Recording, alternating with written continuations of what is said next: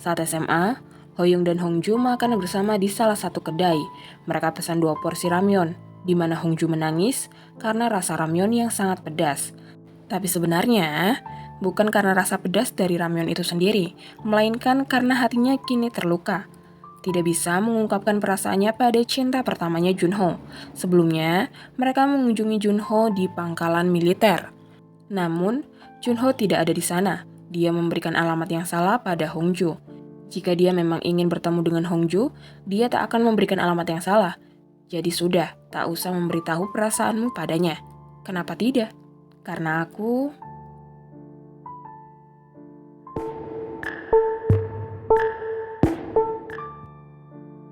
Hongju menarik tangan Hoyong untuk pergi meninggalkan Junho, sedangkan Junho tersenyum melihat kepergian mereka. Mereka segera bersembunyi saat Junho akan pulang. Tangan Hongju yang masih menggenggam Hoyong menjadikan Hoyong cukup senang. Setelah kepergian Junho, Hongju melepaskan genggaman tersebut dan berterima kasih, meminta Hoyong untuk tak memberitahu kejadian ini pada Hyeji. Dia juga menyuruh Hoyong pergi sementara dia akan masuk ke dalam kantor. Hongju berpamitan, sedangkan Hoyong merasa kesal mendengar Hongju terus berpamitan padanya, seakan mereka tak akan bertemu lagi. Di kantor, atasannya, sebut saja Bu Manda, meminta Hongju menggarap novel yang ditulis Junho untuk dijadikan animasi, dan Hongju yang akan menjadi produser utamanya, pekerjaan yang selama 10 tahun Hongju nantikan. Bu Manda dan rekan-rekan kerjanya juga sudah mengetahui tentang kisah cinta Hongju dan Junho, karena ekspresi Hongju menunjukkan semuanya. Tapi Hongju tak mungkin bisa menyelesaikan proyek ini. Namun di sisi lain, menjadi produser utama adalah impiannya. Di jalan, Junho memberi kabar pada temannya tentang kerjasama dengan Hongju. Menurut temannya itu yang bernama James, Hongju tak mungkin mau menerima proyek tersebut, lantaran Junho pergi meninggalkannya tanpa kabar. Hongju sangat kasihan. Saat Junho pergi ke Amerika, dia selalu datang menemui James, menanyakan tentang Junho padanya. Jadi, mana mungkin Hongju mau menerima proyek tersebut? Tapi menurut Junho, Hongju pasti akan menerimanya. Sedangkan di tempat lain, Hoyong yang menyadari Junho cinta pertama Hongju dari buku novel yang dulu diselipkan Hongju ke tasnya, Hoyong merasa kesal. Karena tanpa ia ketahui, ia turut andil dalam kisah cinta mereka. Dia membantu Hongju menulis buku rekomendasi, itu semua untuk Junho, agar perpustakaan mau membeli buku novel karangannya. Tak hanya itu, saat dia akan ikut lomba Olimpiade Matematika dan memenangkan medali, dia tak jadi mengikutinya, karena bertemu Hongju yang membolos pada hari itu, dan memutuskan untuk mengikuti Hongju. Padahal, ia tak mengerti apa alasan dia harus mengikuti Hongju. Sedangkan, ayah Hyeji dan ibunya sudah mengirimi Hoyong pesan karena Hoyong belum juga datang ke tempat Olimpiade Matematika. Setibanya di tempat yang dituju Hongju, mereka turun. Hoyong bingung sebenarnya Hongju akan kemana. Dia mengira Hongju akan ke tempat keagamaan yang aneh. Namun ternyata tidak. Mereka mendatangi tempat pangkalan militer. Sebelum memasuki tempat tersebut, Hongju merapikan penampilannya dan memakai jepit rambut untuk mempercantik. Membuat Hoyong terpesona, namun juga bingung siapa orang yang ingin ditemui Hongju. Hongju menceritakan bahwa dia ingin bertemu dengan seseorang dan menyatakan perasaannya pada orang tersebut. Hoyong terdiam, sedangkan Hongju memasuki pangkalan militer. Kejadian itu membuat Paman Wook sadar jika bukan Hyeji cinta pertama keponakannya itu, melainkan Hongju. Paman Wook merasa kesal, dia tak menyangka Hoyong tak mengikuti Olimpiade Matematika karena Hongju. Kini, dia juga tak kembali ke Amerika tepat waktu juga karena Hongju. Hoyong tak pernah merubah rencana yang sudah dia buat, tapi karena Hongju dia merubahnya. Bagaimana Hoyong bisa mencapai kesuksesannya jika terus seperti ini? Semua masalah Hoyong terletak pada Hongju. Bahkan Hoyong bukanlah tipe Hongju. Sangat kesal, akhirnya sang paman meninggalkan keponakannya itu. Di sekolah, Hyeji yang tahu Son akan mengikuti kencan buta dengan keponakan dari salah satu guru di sana, berusaha menggagalkannya dan ingin berbicara dengan Son. Hyeji menanyakan perkembangan kencan buta Son dengan Hongjo. Son mengatakan jika Hongjo sedang tak ingin berkencan, untuk itu Son tak lagi menemuinya. Tapi kemungkinan alasan sebenarnya karena benih-benih cinta di dalam hati Son telah tumbuh pada Hyeji. Sejak kejadian saat mendaki, dan Hyeji memuji rambut Son yang tebal. Meskipun Hongjo tak ingin berkencan, Hyeji tetap ingin Son menemuinya dan menghubunginya. Hyeji juga meminta Son untuk memutuskan kencan buta dengan keponakan dari salah satu guru di sana. Tanpa bantahan, Son menurutinya. Malam harinya, Hoyong merenungi ucapan pamannya. Sementara Hongjo yang baru selesai bekerja, melihat Hoyong dan ingin menyapa, namun tak jadi. Dia lebih memilih mengikuti Hoyong dari belakang. Ketika Hoyong berhenti, dia baru sadar jika dia diikuti oleh Hongjo sejak tadi, dari balik kaca. Hongjo yang tahu dia tertangkap basah langsung mengajak Hoyong untuk makan ayam goreng. Namun, mereka tak hanya berdua. Tak seperti harapan Hoyong, Hyeji juga ada di sana. Hyeji terkejut ketika mengetahui Hoyong keponakan Paman Wook, dan merasa ini adalah takdir. Mereka pesan makanan namun Hongjo hanya memesan setengah, lantaran ia tak bersemangat untuk makan. Hyeji bertanya kenapa Hongjo tak bersemangat.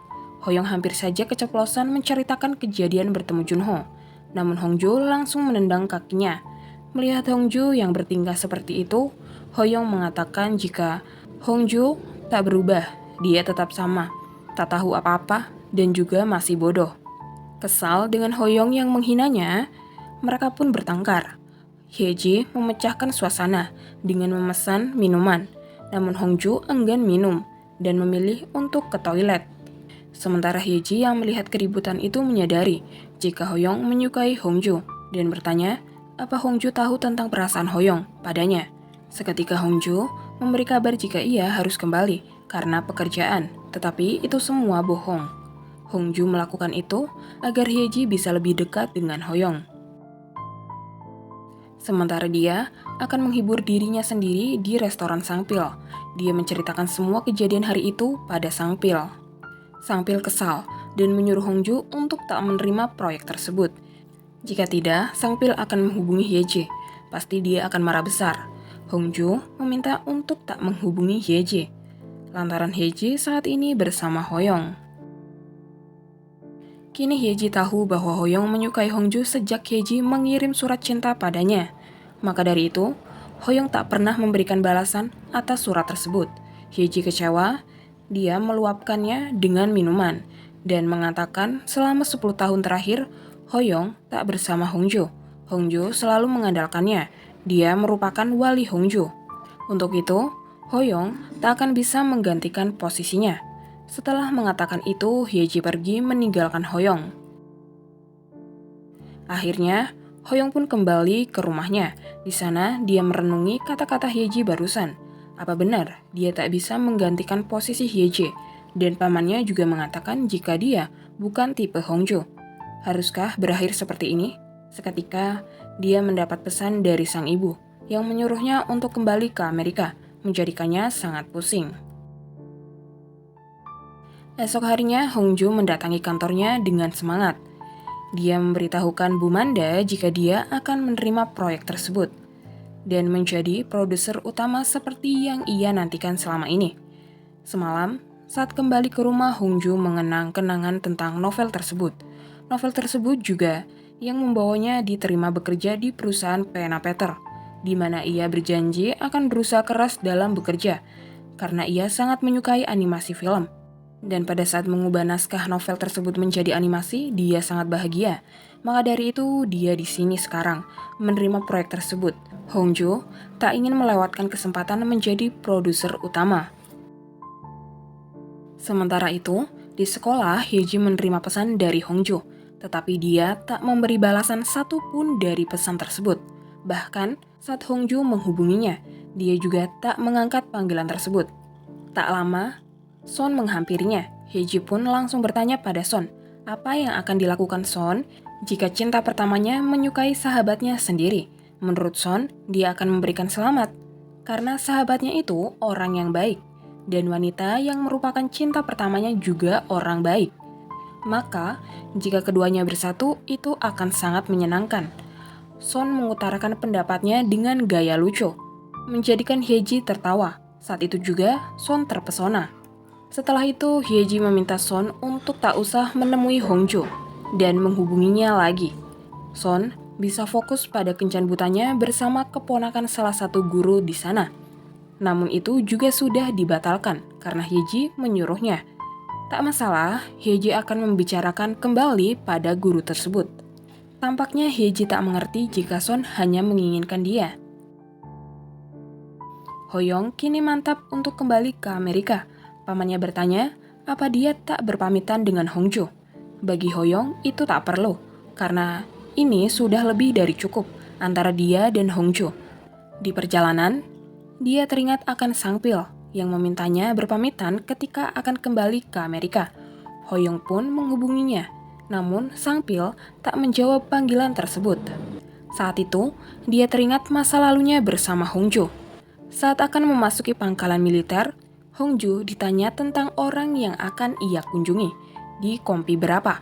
Kemudian, Hongjo memberikan surat yang diberikan Junho padanya, di mana di surat tersebut terdapat alamat tempat tersebut dan kompi berapa. Bang Junho, kompi 1. Salah satu tentara yang berjaga mengatakan jika kompi 1 tak ada di tempat tersebut. Tetapi Hongjo telah berkirim pesan dengan Junho dan alamatnya menunjukkan tempat tersebut. Namun nyatanya Junho tak ada di sana. Ada apa sebenarnya? Hongjo merenung sedangkan Hoyong mendapat banyak panggilan masuk dari ibu dan pamannya. Ketika akan pulang, Hongjo meminta untuk mampir di sebuah kedai. Hoyong mengatakan, "Sudah, tak usah memberitahu perasaanmu padanya." "Kenapa tidak? Karena aku..."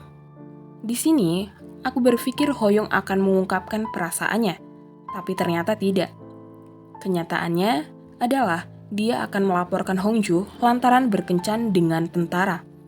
Hongjo yang mendengar itu memukul kepala Hoyong menggunakan sendok, kemudian dia pun menangis. Ibu penjual yang melihat Hongjo menangis menyuruh Hoyong untuk membujuk Hongjo. Akhirnya, Hoyong pun membujuknya dengan makanan, namun tak berhasil membuatnya diam. Ketika dia mengatakan apa mereka harus datang kembali ke pangkalan militer untuk memastikan Junho ada di sana, baru Hongjo berhenti menangis. Mereka pun mendatangi pangkalan militer. Kali ini Hoyong yang bertanya, dan tentara yang menjaga adalah James. Awalnya, jawabannya tetap sama, Junho tak ada di sana. Namun, karena Hoyong terus-menerus bertanya, James memberitahu keberadaan Junho. Jika 1 minggu yang lalu Junho dipindahkan ke tempat perbatasan di atas gunung dan tidak bisa ditemui selama 6 bulan. Mendengar itu, Hongjo terkejut dan menjatuhkan semua hadiah yang ada di dalam kotak beserta surat cintanya. Kemudian, mereka meninggalkan tempat tersebut. Hongjo sangat sedih, ia tak mampu membawa kotak tersebut. Untuk itu, Hoyong yang membawanya sambil berbicara sendiri. Hoyong mengatakan jika Junho dipindahkan ke tempat di mana orang tak diperbolehkan menemuinya, seharusnya Junho memberitahu Hongjo tentang ini. Tapi Junho tak memberitahu Hongjo sama sekali. Sebenarnya orang seperti apa Junho ini?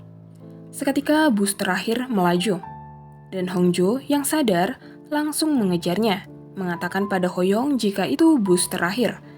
Mereka pun mengejar bus tersebut, sampai akhirnya Hongjo terjatuh. Hoyong menolong Hongjo alih-alih mengejar bus terakhir, membuat bus tersebut pergi jauh meninggalkan mereka. Jika begini, bagaimana mereka akan pulang? Jika tak bisa pulang, mereka bisa menginap di tempat tersebut, tetapi tetap pada batas wajar, yaitu tidur secara terpisah. Mengingat masa lalunya, menjadikan Hoyong ingin menghubungi Hongjo. Namun, saat itu juga Hoyong mendapatkan panggilan masuk dari Hyeji, yang memberitahunya bahwa Hongjo mengalami kecelakaan. Hyeji akan ke rumah sakit sebagai wali Hongjo, namun dia harus menyelesaikan tugasnya untuk mengajar para murid terlebih dahulu. Karena itu, Hyeji meminta Hoyong menemani Hongjo terlebih dahulu sebelum dia datang. Mendengar itu, Hoyong meminta supir taksi untuk balik arah, mengurungkan niatnya untuk kembali ke Amerika. Setibanya di rumah sakit, Hoyong bergegas menuju resepsionis.